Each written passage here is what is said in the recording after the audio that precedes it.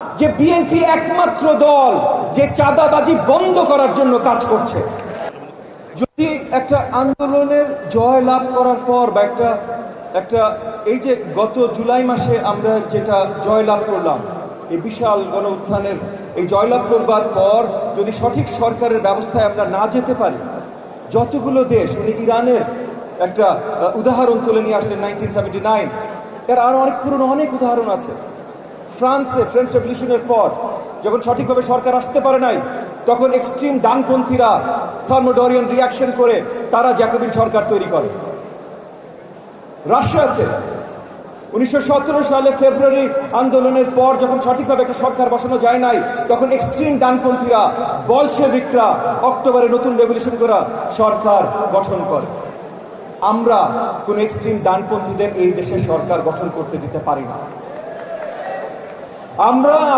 আমরা সবাই গত 15, 16, 17 বছর এত ত্যাগ স্বীকার করে, জান বাজি রেখে, নিজের সহকর্মীদের জীবন ত্যাগ দেখে আমরা এত কিছু করি নাই যে সামনে থেকে মাঝখান থেকে এক্সট্রিম ডানপন্থীরা বাংলাদেশকে চুরি করে নিয়ে যায়। এইটা আমরা হইতে দিতে পারি না। এবং মুক্তাদির রোমিও সঠিক কথা বলেছে, পাগড়ি পরা কিছু চিন্তক আছেন বা একজন চিন্তক আছেন, ওনার লোকজন অনেক জায়গায় ছড়িয়ে গেছে, অন্তর্বর্তীকালীন সরকারে ছড়িয়ে গেছে। ডানপন্থী দল আছে একটা, সরকার পরিচালনার অনেক জায়গায় তাদের লোকজন ছড়িয়ে গেছে।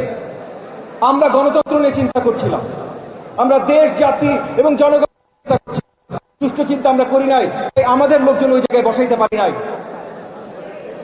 কিন্তু তার মানে এই আন্দোলনে আমরা নেমেছিলাম, সেই আন্দোলন এখনো শেষ হয় নাই। তার মানে আন্দোলন এখনো চলছে। যতক্ষণ পর্যন্ত ফেব্রুয়ারির নির্বাচন আমরা না পাবো, ততক্ষণ পর্যন্ত আন্দোলন আমাদের চালায় যেতে হবে। আমি অল্প দুই একটা জিনিস নিয়ে বলতে চাই। ইতিমধ্যে বেশ কয়েক মাস ধরে বিএনপির বিরুদ্ধে অনেক আলোচনা, নেতা কর্মীদের বহিষ্কার করেছে, এটা সংখ্যা আমার থেকে আপনারা অনেক বেশি ভালো জানেন। সোশ্যাল মিডিয়াতে আমরা দেখছি অন্য রাজনৈতিক দল বা অন্যরা আলোচনা তুলছে যে বিএনপির এত নেতা কর্মী চাঁদাবাজি করে। এইটা যে ভুল ন্যারেটিভ, এটা পরিষ্কার করে সবাইকে দেখাই দিতে হবে। গণমাধ্যমে আমাদের ভাইয়েরা যারা আছে তাদেরকেও বলছি, আজকে আমাদের জাতীয়তাবাদী ভাই বোনেরা যারা আছেন তাদেরকেও বলছি, কারণ এটা পরিষ্কার প্রমাণ যে বিএনপি একমাত্র দল যে চাঁদাবাজি বন্ধ করার জন্য কাজ করছে। অন্য কোন দলে কোনদিনও শুনেছেন চাঁদাবাজি ধরা পড়েছে বলে তারা দল থেকে বহিষ্কার করেছে? আজকে এই যে নতুন দল এনসিপি, তরুণরা, তাদের থেকে আমাদের অনেক স্বপ্ন ছিল, তাদেরকেও চাঁদাবাজির জন্য বহিষ্কার হয়েছে। আরে তাদের কথা তো বাদ দেন, অন্তর্বর্তীকালীন সরকারে যারা বা যাদের পিএসরা বা যাদের সেক্রেটারিরা চাঁদাবাজির জন্য ধরা পড়েছে, তারা কেউ সরকার থেকে বহিষ্কার হয়েছে? না, একমাত্র বিএনপি ওই দল বাংলাদেশের ইতিহাসে যারা চাঁদাবাজির জন্য শক্ত কোনো প্রমাণ যদি দেখানো যায় সঙ্গে সঙ্গে বহিষ্কার করছেন।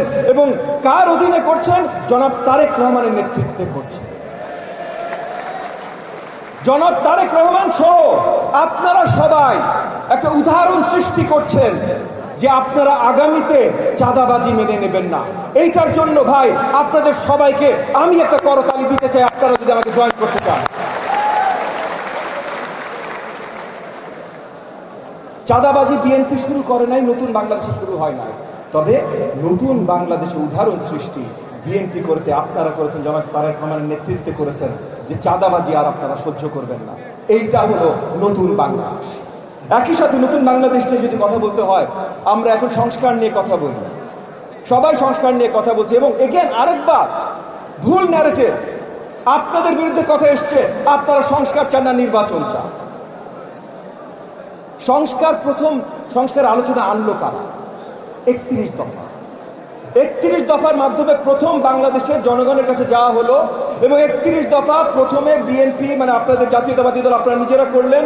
তারপর যুগপৎ আন্দোলনে আমরা যারা ছিলাম আমাদেরকে ডাকলেন, আমাদেরকে আমন্ত্রণ জানাইলেন, আমরা সবাই মিলে আলোচনা করে 31 দফা আমরা নির্ণয় করলাম। বাংলাদেশের জনগণকে সঠিক গণতন্ত্র উপহার দিতে হইলে এই 31 দফা লাগবে। তাহলে প্রথম সংস্কার কারা দিল ভাই? কারা নিয়ে আসলেন? বিএনপি নিয়ে আসলো, আমরা নিয়ে আসলাম। তাহলে যারা প্রথম সংস্কার নিয়ে আসলাম তাদেরকে যদি এখন সংস্কার বিরোধী বলা হয়, তাহলে সেটার বিরুদ্ধে আওয়াজ তুলতে হবে না? কারণ যারা বলছে সংস্কার আমরা আগে চাই না, আমরা শুধু নির্বাচন চাই, তাদেরকে একটু মনে করিয়ে দেন ভাই, গত 6 বছরের সরকারে সিলেটের সব সাদা পাথর উধাও হয়ে গেছে, কেউ থামাইতে পারে নাই। গত 6 মাসের সরকারে সব জায়গায় কারাপশন ছড়িয়ে গেছে, কেউ থামাইতে পারে নাই। গত 12 মাসের সরকারে আইন শৃঙ্খলা কোনো জায়গায় ফেরত আনা যায় না। একটা কারণ আছে ভাই, আমরা নির্বাচন চাই। দেশকে, জনগণকে সঠিক পথে নিয়ে যাওয়ার জন্য নির্বাচনের অন্য কোনো অল্টারনেটিভ নাই, কখনো ছিল না, আগামীতেও কখনো আসবে না। তার জন্য আমরা নির্বাচন চাই। এই ন্যারেটিভটা আপনাদের সবার কাছ থেকে শক্তভাবে আসা অত্যন্ত গুরুত্বপূর্ণ, এবং একই সাথে আমার গণমাধ্যমের ভাই বোনদের আবার আবেদন জানাচ্ছি, আপনাদের কাছ থেকে আসা গুরুত্বপূর্ণ। আমরা নির্বাচন ভাই ক্ষমতা যাওয়ার জন্য চাই না তো। আপনারাই বলছেন নির্বাচনের বিএনপি ক্ষমতায় যাবে। গত অনেক বছর কোনো নির্বাচন হয় নাই তো, তাই কে ক্ষমতায় যাবে? জনগণের উপরে ছেড়ে দেন না, কিন্তু জনগণের উপরে ছাড়েন, জনগণ এইটা থামাইতে চেষ্টা করেন না। তার জন্য বলছি আমাদের আন্দোলন এখনো শেষ হয় নাই। আমি আমার আলোচনা লম্বা করব না। আমি শরীফুল ইসলাম খান ভাইয়ের কবিতা শুনে অনেক ইন্সপায়ার্ড হয়ে গেছিলাম, মনে করেছিলাম কবিতা বলবো, বাট আমি আর কবিতার মধ্যে নাই আজকে।